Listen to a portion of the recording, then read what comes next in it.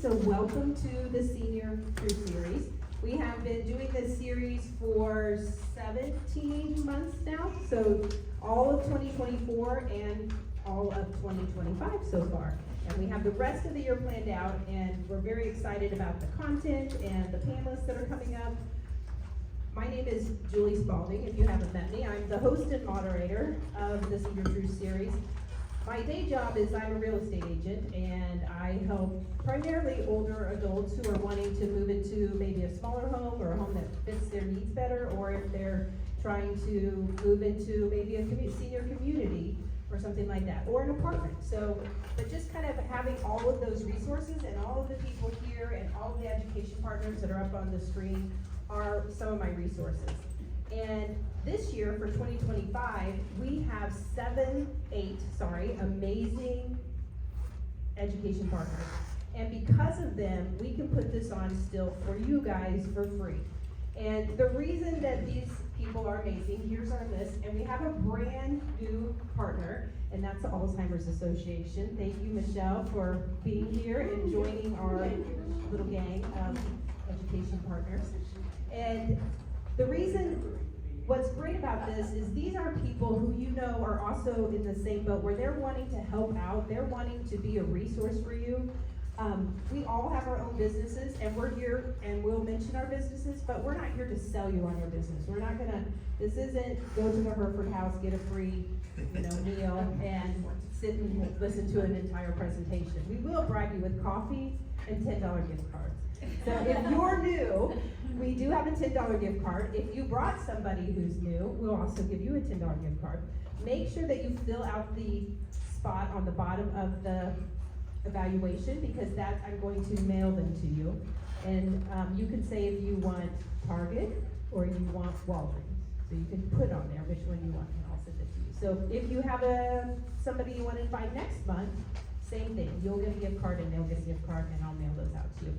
We're going to do one other thing a little bit different, and that is we have a gift basket that we give away at the end as well from one of our education partners. Today it's from Garden Villas. And a lot of times we just have little pieces of paper. Today we're going to use the evaluation. So if you could fill those out as we're going through, that would be very helpful. So just so you know you're in the right place, this is our topic: support at home, navigating your options. And we have some amazing panelists that two of them are also our education partners. And so I think you're gonna, you're gonna enjoy what they have to say and what some of their different options are, because just like today, things happen that surprise you, and you maybe need some help at home. And a lot of people that I work with are like, I am never leaving my house. And I think that's great. I think we all want to live in our house as long as possible. Sometimes things happen, and we need to have ways to bring people in to help us out, or maybe a family member needs people to come in and help out. And so we're just going to talk about those options as a way to have a plan B, just in case we need them, because we never know what we're going to need. All right, let's go ahead. I'm going to have the panelists introduce themselves, and we'll pretty much leave questions to the end. But if you have a burning question, it's a small enough room. If you wanna raise your hand, we'll be happy to answer. Morning. My name is Dave Jolliker, and I own Connect Home Management. We've been in business for about 3 years this month, and our goal is to help seniors stay in their home, and our role is to provide repairs, maintenance, upkeep, and home improvements that they might need to do that.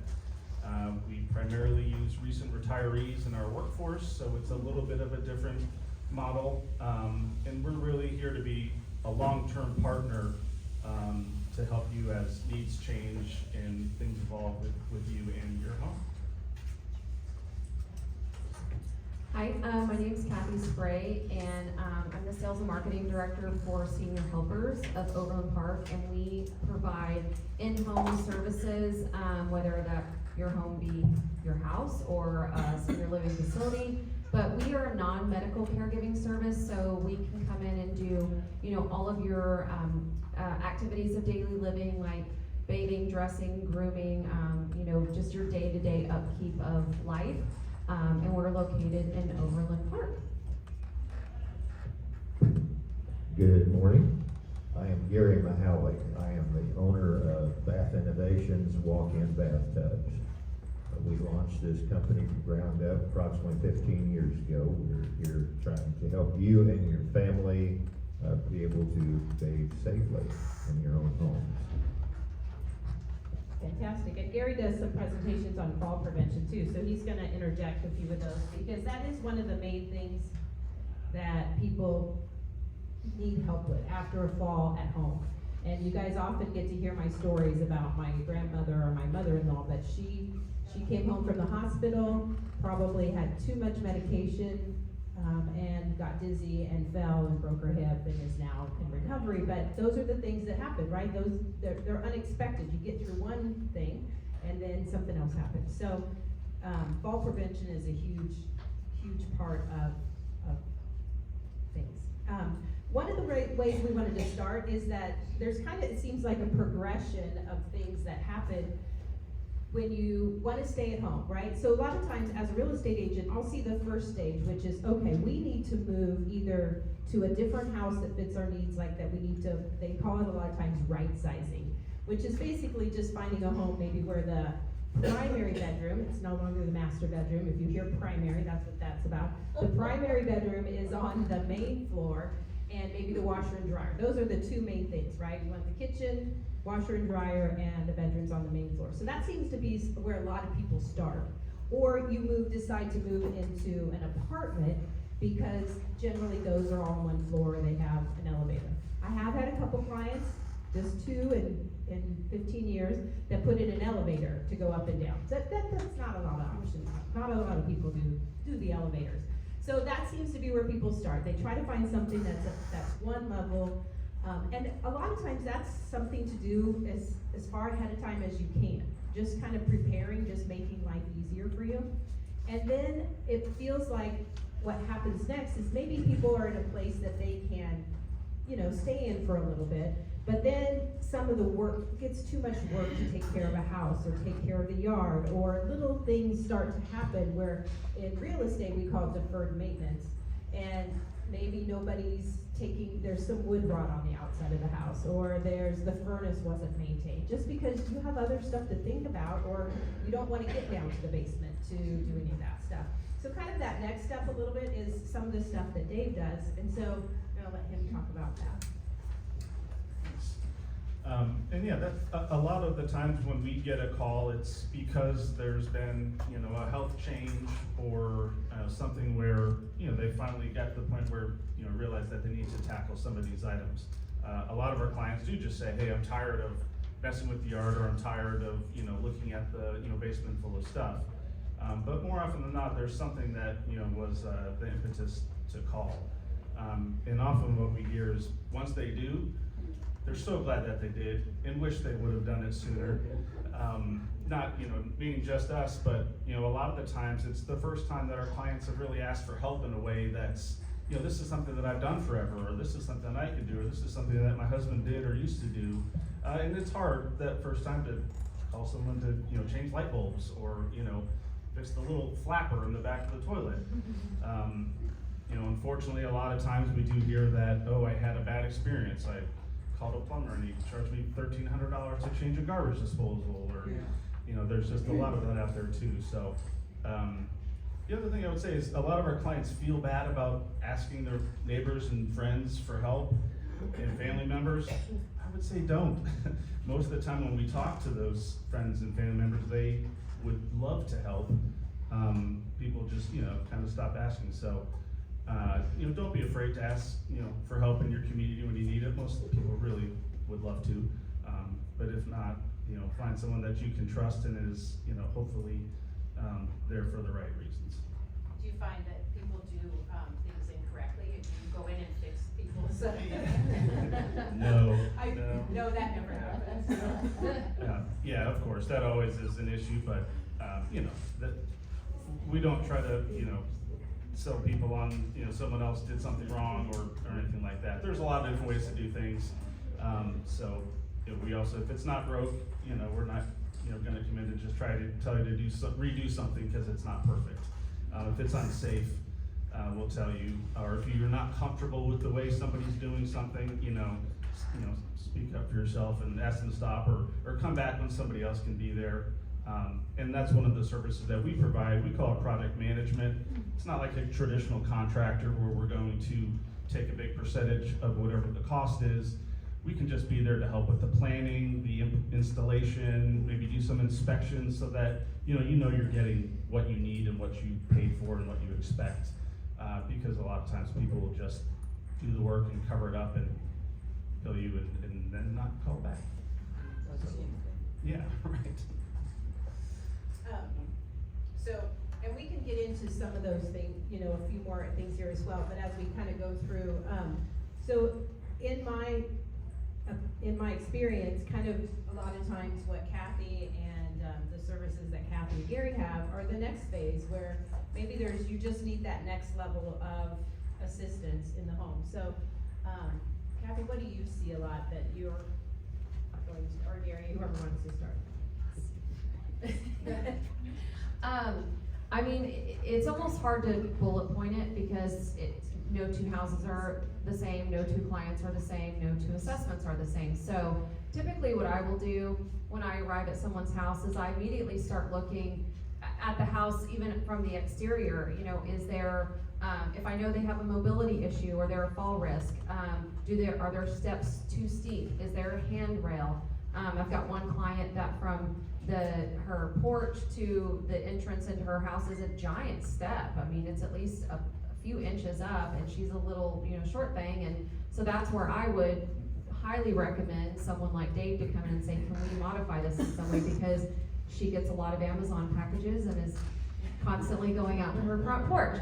So it's not just about going in and assessing like what their physical needs are. I mean, it is, but it's also, I try to picture what their day-to-day routine looks like, and I go in with that set of eyes and go through the house. Like, how do you shower? Do you have a handheld shower head? Do you have a big step into it? Do you have a tub that you have to step into? I mean, there's a million little things that I look for when I go in, and sometimes Dave gets there first, sometimes I get there first, but we refer to each other a lot because at the end of the day, we have the same goal, and it's to keep seniors in their homes as long as possible. And then if I do have someone who really likes taking a bath, and some of these old homes, the bathtubs are real shallow and real low to the ground, and I would send them to someone like Gary. So we all work together in this industry to, put that set of eyes on with our expertise and be able to, hey, we don't do that, but I got a guy. I know someone who can help you with this or help you with that. So it's kind of one big thing we all do together, if that makes sense. And one of the things that I noticed too is it doesn't, just because you bring somebody in, whether it's to do a little maintenance or to have someone like senior helpers, which is in-home care, it doesn't mean that you have to do that forever. Sometimes it's just for a short period of time to get through an accident or something that's happened. So it doesn't have to be permanent, and I think people need to remember that as well. Well, and on that note, she raised a good point. Like, I try to not only get a picture of what their day-to-day is like, but also what their goals are. Do they want to stay in their house? They've lived in their house 40 years and it's paid off, and they don't want to move, and it has a lot of memories, and and that's a big change for someone. Like, if they've lost their spouse and then they move to a facility, it's like, I've been told they feel like they're erasing their memories. They're getting rid of their past. They're not honoring their loved one or their spouse. And so if their goal is to stay in that house, till the end, then I'm gonna pull all my resources, even medical ones. If they need a referral for physical therapy or a wound care, or we even have mobile dentists now, and they can come out and do things for you. So I try to get a good idea of what their goals are and then cater around that. And sometimes it's not me that they need. It may just be some modifications to the home, and that's fine. I'll pass them on, and I've walked out leaving them better than I found them. So it's just, we all have the same goal in mind.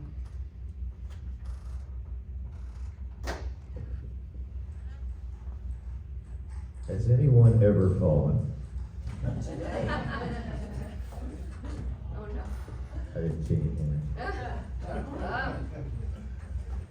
Yes, we all have. Did you plan to fall? Just a couple times. Well, none of us have. We are blessed to have 2 legs and 2 feet. To balance ourselves the remainder of our lives, compared to maybe a dog or a cat, they have 4 legs, 4 feet. We only have 2 legs and 2 feet to balance ourselves the rest of our lives. Fall prevention is huge. It's something that really doesn't probably get near enough attention in our families. The hospitals are full of people that have illnesses of various kinds. But then also, the ER has a lot of people come through there that have fallen. Some falls are more dangerous and life-threatening than others. You know, when we were younger, as I said, we've all fallen. When we were kids, we fall all the time. You know, out on the playground, whatever. And we get right back up, keep on going. But as we get older, our bones are more brittle, and sometimes we get back up, and sometimes we don't very easily. There are a number of ways in your home to have an accident of falling. It's been stated, the facts are that approximately 80% of some of the most dangerous falls in your home do unregrettably happen in your bathroom. For numerous reasons. Getting in and out of your shower or bathtub, wherever there's water involved, it's slippery. I've had a lot of people love taking baths, but they get to a point to where they say they can get in. You know, bathtub's flat. You know, we have a walk-in bathtub that has a built-in seat, and it's designed differently to be safe and easy to get in and out of safely. But a bathtub is flat, and I've had people say, I can get in, but I can't get out. And I understand that. But there's a number of things to be aware of in your home, not just the bathroom, but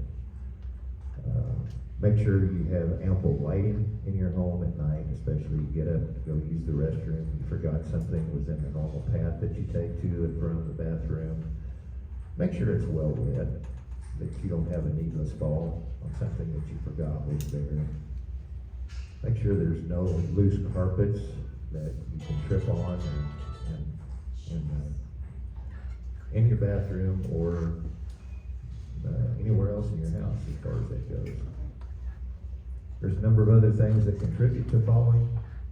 Medications. Sometimes people are on a certain medication that they become lightheaded or dizzy. So be very aware of the medications you're taking and the potential side effects from those.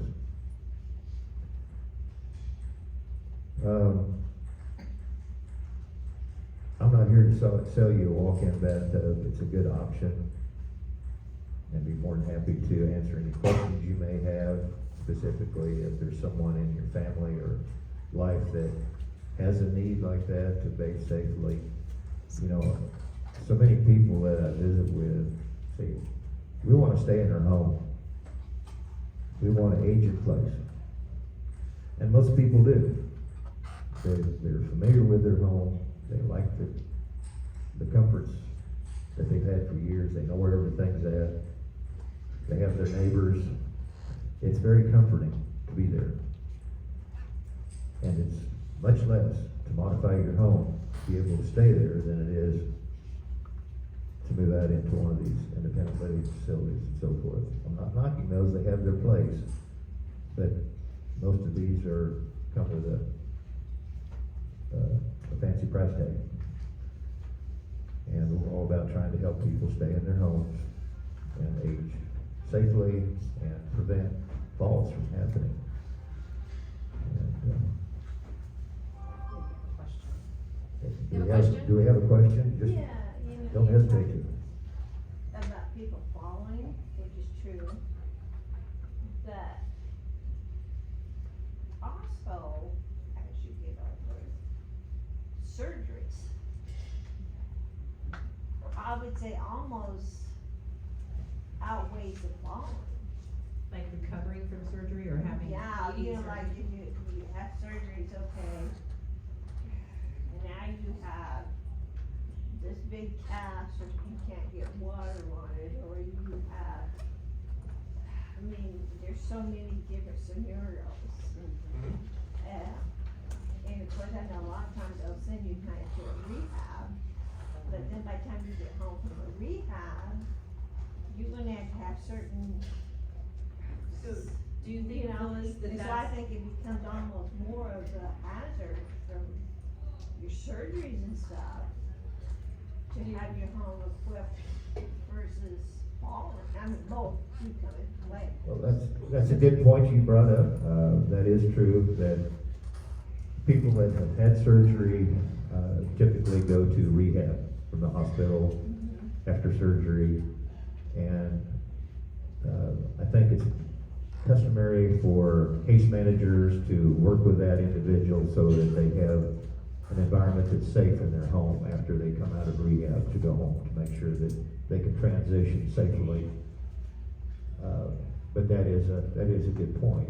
Right, and if we get into the real world, a lot of times, we really need someone, sometimes those case managers and stuff are not what the practice so I understand what you're saying, Phyllis, because that's kind of our situation we had a little bit with Jay's mom, is that she had gone to the hospital recently for shingles.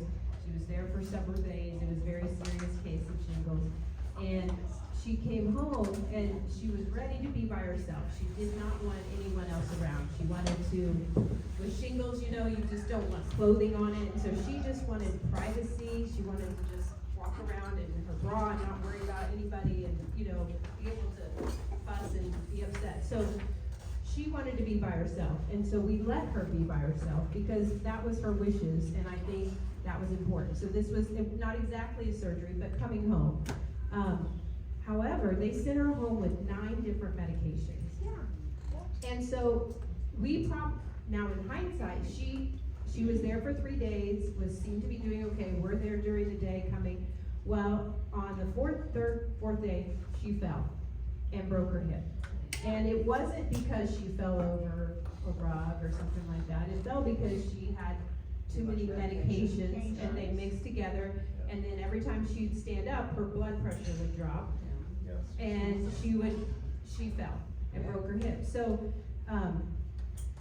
one of the things I think, so just to continue my story, so then we went back into the hospital. She had hip surgery 2 days later and then was there for another week. And we kept trying to get her, and this is slightly on the topic, but a little bit off the topic, but we tried to get her to be able to go to rehab because we didn't feel, she's a private person. She didn't want to burden us by having us be in her house. And so, but they kept denying her rehab. They would not send her to rehab. Then we tried, and so they finally gave us in-home care, which is great.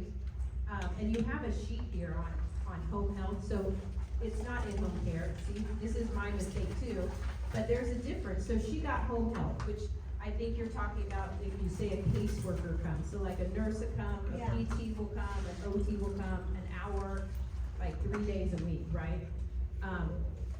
But she actually kind of needs in-home care, which she needs maybe a little help with a few other things because she doesn't let us come help her often. And that's kind of where Kathy comes in. So there are a lot of different situations. Falls are important, coming back from surgery is important, medication, like all those things that Gary said. And how can we be successful at home? So we had really, you know, and one of those things is to make modifications in the home so that it makes it easier for you that, you know, and some of that maybe you need a better way to shower, take a bath. And then Kathy has, go ahead. Yeah, and I just wanted to piggyback off that. So we do get a lot of clients who are in that exact situation. they're in rehab, they've been there for a week or two, they're a little bit weaker. Sometimes even after surgery, surgery can induce some dementia, even temporarily. So going back home can be a little tricky, but like Julie says, they wanna go home and they're like, I'm so sick of having all these people around me, I just wanna go home and be left alone. And that's exactly what happens. No one's there to kind of monitor, and then they, take their medication wrong, or they fall, or something happens. So what I like to tell, if anybody reaches out to me and is interested in having some help, because a lot of times it's not that they don't want the help, it's that they don't want family to help. Because they just don't. They don't want their, son giving them a shower. It's weird. So, and I get that word a lot too. It feels weird to have my son give me a shower. So what I always, again, services like ours and other companies are customizable. So, I take all that into consideration, and I would say, okay, I'm gonna send you this caregiver, and they're gonna come in and they're gonna give you all the privacy that you want. You can hang out in one room, they can hang out in another room, and maybe you come up with a system, I don't know if it's a bell, or call them on their cell phone when you do need someone. But you've got somebody there. If nothing else, just, are you okay? Do you need anything? But you're in the other room and they don't see you laying in bed naked or whatever, So there's lots of different ways to do that, and so I always encourage people, I know you want to get back home, and I know you want your independence back, and I know you want to just do everything yourself, and because you're private, but if nothing else, just have somebody checking in on you in the next room, even just a couple hours a day, or even just stopping by once a day. That could prevent so much. It really could. Yeah. Jackie? Yes? Yeah, so does all this home health depend on your insurance? So services like ours are non-medical, so we don't take like Medicaid or United, but home health does. So, and where we're different is, we do sort of anything that's non-medical, so helping you bathe, helping you get dressed, maybe taking you to a follow-up doctor's appointment, making meals, taking care of your pets for you, stuff like that, some light housekeeping. And then, but let's say you needed someone to come in once a week and take care of a wound or a catheter or something like that. We can partner with a home health company that can come in and do the medical stuff, but then you've still got us to do sort of the daily chores and things like that. So we do take long-term care insurance. Some long-term care insurances pay for our services. Also veterans benefits. There are some veterans benefits out there that will pay for, 6 to 12 hours a week for help with stuff like that. So this sheet here, that you have, the one that's home health is the one that insurance will pay for. And it's confusing because they sound the same. They should be like paid, not paid, like, or something like that category. But in home health, they will set up a certain amount of, services where they'll come in and do an hour of PT a week, or do an hour of Give you a OT, shower. or help you shower, or a nurse comes in, that kind of thing. The in-home care is where you're gonna find where most people fall. The home health, the one that insurance pays for, is going to be often dictated by the doctor. And it's kind of like a prescription, right? Like they're going to say, you can have home health, your insurance has agreed to do home health.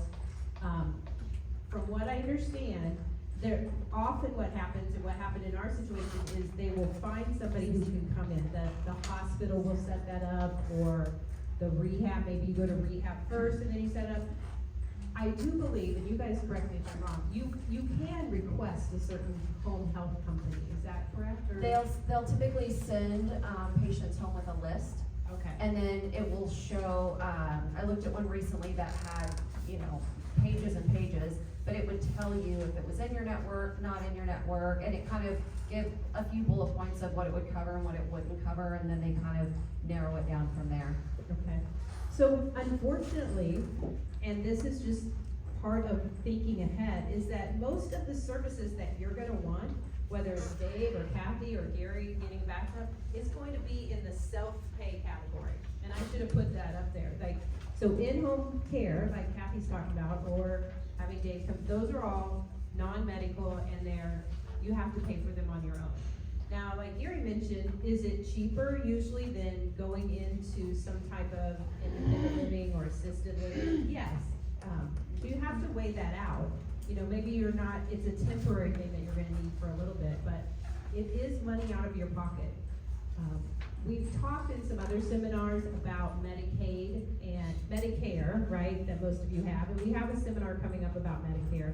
And then Medicaid is, you know, something where it's a whole nother ballgame. You gotta whittle down your money to nothing, to get Medicaid. And so most people are, you know, don't fall into that category or don't wish to fall into that category. So, anyway, we're kind of veering off, but I think it's important. Hold up, Phyllis, let's just talk about a couple of things and then we'll, so the rest of, or you guys, what else do you see sometimes that can be changed or modified to make it easier to live at home? Like, what are some of the key things that you're doing in a home? To make that better. We do a lot of grab bars. You know, Gary obviously touched on it. Anytime you're on one foot, whether it's, you know, crossing a threshold, getting in and out of a tub, you're just really vulnerable.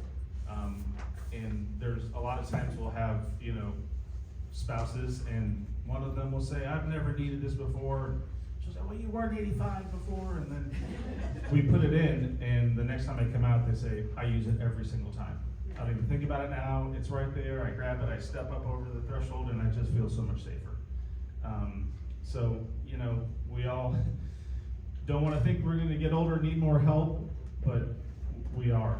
And, you know, just being able to, you know, accept some of that and look at some of the ways you can reduce the risk are really going to help. And you know what? It gets your kids and your spouses off your back, you know, if you do some of these things. So, you know, the independence, the control, the privacy, most of the people who are kind of buggy about that stuff do it because they care.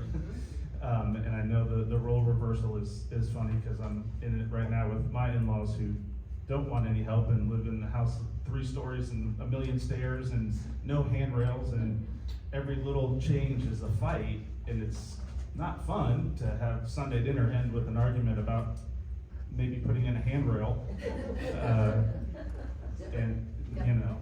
And just so you guys know, a towel bar and a suction cup grab bar are not acceptable forms of grab bars. Just saying. Write that down. Write that Not down. acceptable. You will go down very fast. Or the glass shower door. Or the glass shower door handles, yes. Yes, none of those, don't even do it. And we do a lot of organizing, you know, if you've been in your house for 20, 30, 40, 50, 60 years, we've had some people who've been in the house for 60 years. Gravity's real, things just settle down to a basement, and it just becomes overwhelming. And if you don't want, you know, your heirs to have to deal with this, which may or may not be the way you'd want to deal with it, you know, we can help kind of chip away at those piles and you donate them or sell them or get them somewhere that is more meaningful to you than, you know, leaving that to chance what your heirs might do. And then it also just opens up space and, you know, makes you feel a little bit more comfortable in the home. So. Cassie, what are some of the modifications? I was just sitting here thinking all the things I sent to Dave. Grab bars, shower heads, yeah, those are kind of the big ones, I think. Taking glass shower doors off completely and putting up a shower curtain instead. And I get it, some people get mad at me for that, because they have just remodeled their bathroom and it's beautiful. And but I actually have a story on that. When I was in the hospital having my twins for almost 15 years ago, my mother-in-law borrowed my shower, and she was having some like balance issues and arthritis, and she lost her balance, grabbed the handle on my glass shower door, and it exploded and it shattered, and she was little nicks all over her body, and, so I use that example a lot because she's pretty young and agile, but just one little misstep and she grabbed that bar and down it came. Yep. And some of these glass shower doors that we see in these, newly remodeled, bathrooms, they're huge. I mean, and it's double, and it's just, sometimes the whole wall is glass. So it can be a little scary. But I would say that kind of stuff, I've also had Dave, go over to clients' homes who've lived in their homes forever, and maybe one spouse is in a facility now, but the other one lives at home, and it's usually the wife, and she's like, I've never, checked this, I've never checked that, and had him go over and check, what was it, like a plumbing situation, there's like, the sink was all stopped up, and she was panicking, and he went right over a couple times, I think. So it's just, you don't even realize how much daily upkeep your house takes. And if you're not on top of it, it could be pretty disastrous. So, yeah, Dave's the one I reach out to the most. Yeah. You too, we keep him busy. Did that answer your question? Yeah. So Gary, who do you see mostly that is coming in or wanting the showers? It's not just Because for your bath, people, it's not just, oh, I like a bath, or maybe that is how it works, like, I like taking baths, so I wanna keep doing this, but there's some safety things with that as well, right, that provide, or comfort, or what is, Well, that's true. It seems like a lot of the homes, or in some of the facilities, we do, independent living facilities, and, most of those just have the walk-in showers. And there are a lot of diehard people that want the bathtub. Jan, did you have a quick question? Yes. I never thought I'd say this, but could you move the microphone a little bit away from your the sound system is reverberating with your low voice, and all I hear is maybe don't use Kinda like it. Try that. not to use it. Yeah. Going up in that little light thing or something. Probably. Yeah, maybe don't use it. Thank you. Yeah. I guess I don't hear, I'm a singer, and I'm a bass singer, and so Yeah. I'm used to having the mic up very Get close. some distance. Okay. So How you're about doing that? some for us? How about that? There you go. There you go. We don't need a mic. No, probably not. But, no, there are people that definitely want a bathtub over a walk-in shower. There's a lot of advantages, there's a lot of people that come to that point, they're kind of on the fence, which way do we go? Do we do a walk-in shower, do we do a bathtub? There are some distinct advantages with a bathtub, such as what we do with, the jets, it's therapeutic as they are safe. You've got the benefits of, and there are some bathtubs that we go into, to homes that they already have jetted tubs, but they're flat and they have a huge step over, and even though once they get in there, those are really nice, but they're slippery and they can't safely get in and out, of their tubs. And I will say, if a person has, a bathtub, no matter what, or a shower, something that people, it's easy to not think about, but be sure you always at least have a mat. They have little suction cups on the bottom, and those are pretty stable, to avoid slippery. Do you adjust water temperature too? 'Cause some. More. Oh we can't take her anymore, great job. I know, mile 3. So sorry. Well, and I was Look out for gonna, spills could be a hazard, good for you.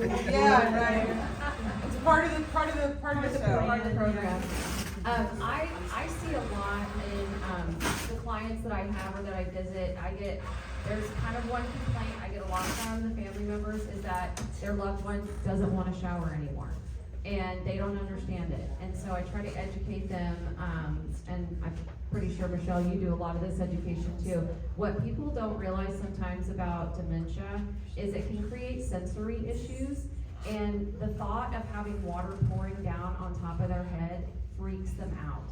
And so, you know, the walk-in bathtubs, like Gary said, is not only safer, but it's therapeutic, it's calming. It's not as scary as going and sitting in a shower and having this water hitting you in the face. And that's why we recommend handheld shower heads a lot, because you can kind of control the flow, you can control where it is, and it's not as scary. But there's just so many great options out there, and the more you educate yourself about the aging process, not just about physically, but also mentally, and how the brain works, it's gonna help you make educated decisions, or help your family make educated decisions that are gonna help you stay in your home as long as possible. Because all these modifications are pretty minimal, and there's even modifications you can make that are temporary, that are just for coming home from surgery, and you just need something for a few weeks, and you get it delivered, and then they can take it away.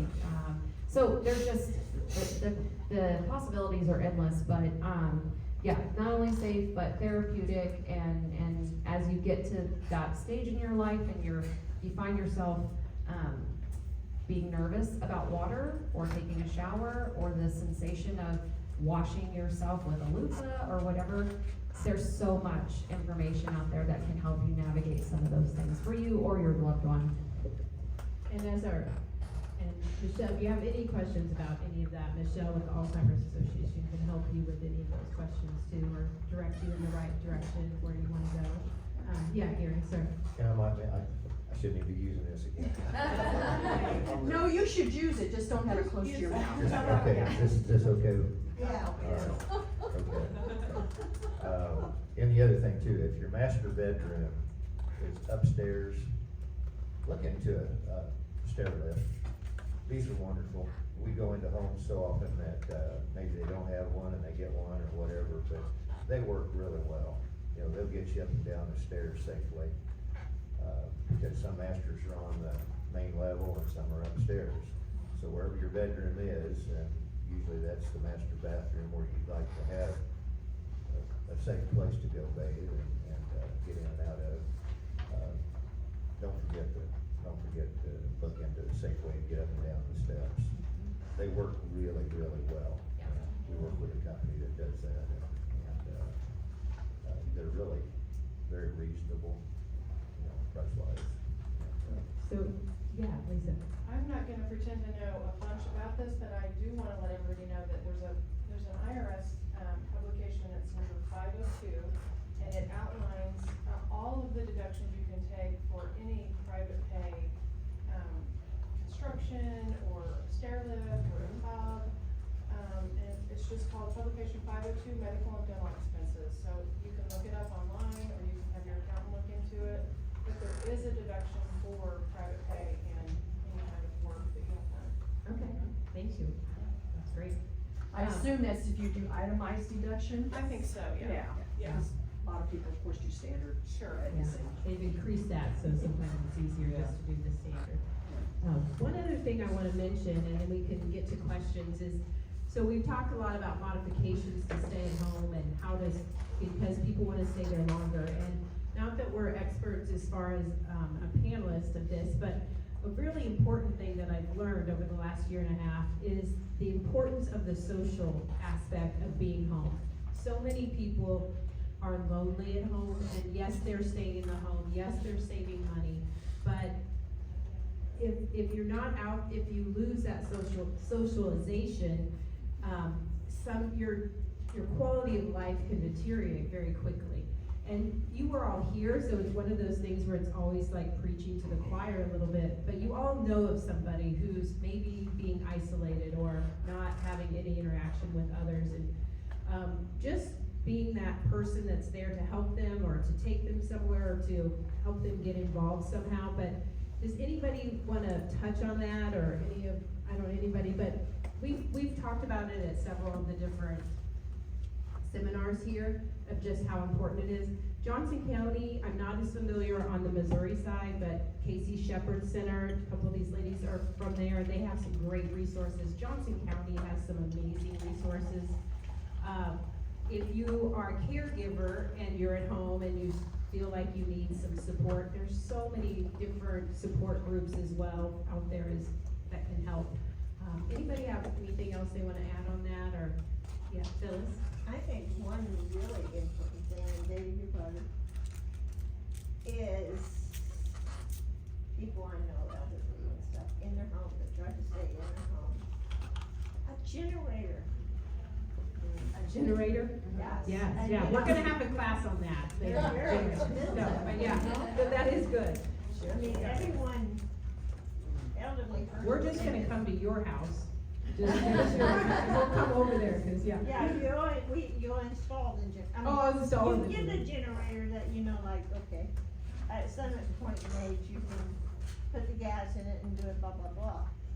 But what's that one that you just flip the switch? A lot of older people need that. Well, that's so expensive, and then. I think you you're know, the cheaper going to a break is hotel for a night. $400 just Right. for over. Yeah. Yeah, I think if you're out in a farm or somewhere where you need to keep all of your equipment running or doing your thing, Well, it's it's not inside, like- but maybe, yeah, hopefully it doesn't isn't out There's too so long. many elderly people, you know, and say maybe using a breathing machine or, Yeah, true. you know, I mean, Yeah. there's just so many things. Well, pulling them out of their home, first of all. Yep. You know, So- your kids are too bossy, you don't. I take offense to that. They As care a too boss, much. as a bossy person myself, like to But have a another microphone and be in thing charge. There is a lot of organizations out there, or your home health and stuff. But, you know, Kathy, you know, it's kind of like, do you do all this on yourself, or do you have employees? Oh, no, we have over 100 caregivers. And so right now, we're the only franchise in Kansas. There is another one coming, so right now, technically, we can serve all of Kansas, but I am actually not a caregiver. I was a caregiver in my former life, taking care of a parent. But I've been in the senior industry for over 20 years, and so and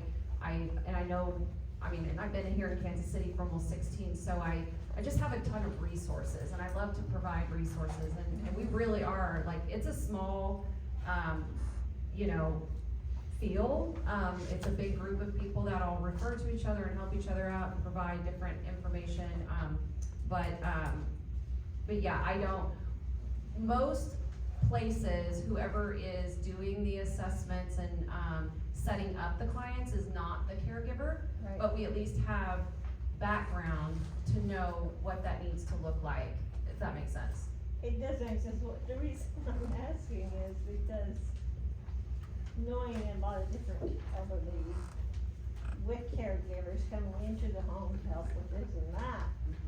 But one thing is, it seems to kind of be a shortage, but not all caregivers are. Well, some Equal, created equal. That's true. Yes. You don't really want Yes. to know. And I sometimes definitely it's a have my personality, favorites. sometimes it's a personality thing, sometimes you have to match, sometimes you have to go through a couple different caregivers, because personalities have to match as Right, well. and you gotta be able to find that. Yeah, and that's, it can be tricky, but Very it's also, yeah, but Very challenging. you have to, the senior helper is very good about working through that, because they know that's an option, and a lot of places will have kind of an initial evaluation, or come in and talk, and they go through, and they know the people that are their caregivers and how it works, so. Well, and I find It's too. no, this whole thing will make me sound easy, it's no easy task, right? And every Right. situation is so different. But part of what we want you to know is that there are resources out there. And part of what we want you to know is that to try the different resources. Don't just be home frustrated or set yourself up for failure. Have a plan B. Set yourself up for success, or help people in your life set themselves up for success. And this list here, is the first, so I know senior helpers, Dave, Gary, IPT, iMove PT, he's been a panelist, they're a great service, so is Naples Dental. Synergy Home Care, they're on both Kansas and Missouri side, they are fantastic. I'll tell you, the next one's down, I don't know them, but I'm just saying, I just wanted to give you an idea that for whatever thing you have coming up, there's probably someone that will come to your house and help you out with that, if you need that, temporarily, you're not gonna have maybe someone there the whole time. or maybe you need meals, or the county has great resources. It's a lot of times just our pride that we wanna do it on our own. Well, and on that, no matter what kind of service you're needing in your house, okay, you're inviting a stranger into your home, which can feel very strange. And sometimes I know some of my clients will say, well, do I need to do this? I'm like, no, this is your home. We're coming in to help you. So never be afraid, no matter what the service is or who's coming in, to advocate for yourself. If you're uncomfortable, if they're not the right fit, if they're not the right company, you don't have to have their services. There's plenty out there to choose from. So, don't feel like just because, if Dave comes in and I don't know, you give him the heebie-jeebies, tell him to leave. I mean, that would never happen with Dave. But I'm just saying, you know yourself, you know your home, and if someone gives you a strange feeling, then ask them to leave. At the end of the day, it's your home, and you have every right, you still have all the rights to advocate for yourself, so. Hopefully they will leave and. Well, if they don't, you call the cops. That's right. Watch 48 hours. Too much crime scene. Yeah. Anybody have any questions right now? Yes. It's not a question, it's a comment. I'm a member of Silverhead Legislature in Missouri. Does anybody know what Silverhead Legislature is or does? What's the potential of who does? I know. What is it? Okay, it's a potential in Missouri of 150 people, 120 representatives, and what's the difference, 30 senators. And we meet kind of like the real legislature, and we then have proposed bills, and then we meet and prioritize the bills. So we end up with 5 priority bills. There are generally 20 at least that are submitted. And I've been doing this for a long time, because after the pandemic, we tried to deal with how would you legislate something for isolation. And it was huge. It was huge during the pandemic and continues to be. Yeah. Kind of drifting over. But we never could come up with, how would you legislate to deal with isolation? So, and there are some programs. I started in 1980 as a senior center administrator, so I've been doing this for You very have, long. yeah. I think I need you as a panelist. What do you want to talk about?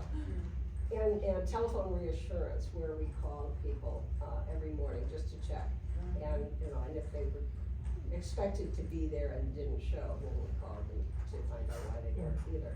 I also went in 1995 to the White House Conference on Aging, and that's when I was first introduced to universal housing, and where you're the single handle in the bathroom, or kitchen, wherever. I am going to Cambridge, Massachusetts next month for graduation. I will be staying at my son's home. They have the stupidest, honestly, I took pictures, they're so stupid. The faucets in the shower and in the lavatory. Just ignorant, they're ignorant. But the house is for sale. Are you so carrying your own, little bar or something with you? No. No, also, we are in it's not senior housing, what's our? Over 55. Over 55. 55, yeah. Apartment complex. And, we had to purchase a grab bar to be installed. It could not be installed in the remodeled shower because they hadn't put a board behind it to mount it. So I mentioned that to management, and they're refurbishing now. I also gave them some papers, and evidently this is part of Disability Act or something from 1993. Well, they were built before that, so they're not. They're right grandfathered in from staff. Friggin' stupid. Yeah. Especially for a 55 and older apartment complex, right? Like there should be some changes. Go ahead and fill out if you haven't filled out your evaluation, that's what we'll use to do the gift basket. I wanna tell you, next month, we're gonna talk a little bit about if you are in your home, and you wanna maybe make modifications, or you wanna add a tub, or you want to use some of the equity that's in your home, how can we do that in a way so that you can use it to maybe have somebody come in and just free up cash, or maybe it's a matter of, you know, wanting to have some help come in. But there's ways we can do that. So next month, we're gonna talk about that and some other financial ways to just, you know, basic stuff, not exactly investing like we had. All right, we're gonna do our drawing. What else do I need to tell you? The next seminar is, June 23rd, my bad title, 25th. Is that a third Wednesday? It's a fourth Wednesday. Oh, now you're gonna switch it up on me? Well, yes. 25th.